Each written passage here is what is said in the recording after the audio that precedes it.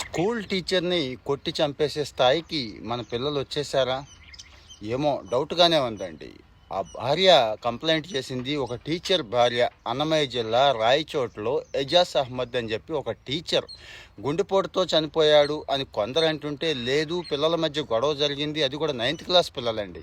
ఇతను ఏదో విడదీశాడు, సర్ది చెప్పాడు, దాన్ని తట్టుకోలేక కొంతమంది పిల్లలు గ్రూపుగా వచ్చి ఇతను చంపేశారు. అంటే గుద్ది గుద్ది గుండెపోటు రావడానికి కారణమయ్యారు అంటారు. ఎందుకంటే ఇతను మంచి ఫిట్నెస్ మెయింటైన్ చేస్తాడు, రోజు జిమ్కి వెళ్తాడు, వాకింగ్ చేస్తాడు అని కూడా చెప్తున్నారు. సరే, అసలు విషయానికి వచ్చేద్దాం. అసలు మనం పిల్లల్ని ఎలా పెంచుతున్నాం? పిల్లలు చిన్న చిన్న తప్పులను కూడా ఒప్పుకుంటున్నారా, ఒప్పుకోవట్లేదా? ఈరోజు అక్కడ ఎక్కడో జరిగింది కానీ మన పిల్లలు అలా చేయరు, మన ఇంట్లో అలా జరగదు అని మాత్రం అనకండే. ఎందుకంటారా? పిల్లలు విపరీతమైన ఈగోయిస్టిక్గా ఉంటున్నారండి. వాళ్ళు చిన్న పిల్లలు అనే విషయం కూడా మర్చిపోతున్నారు చాలా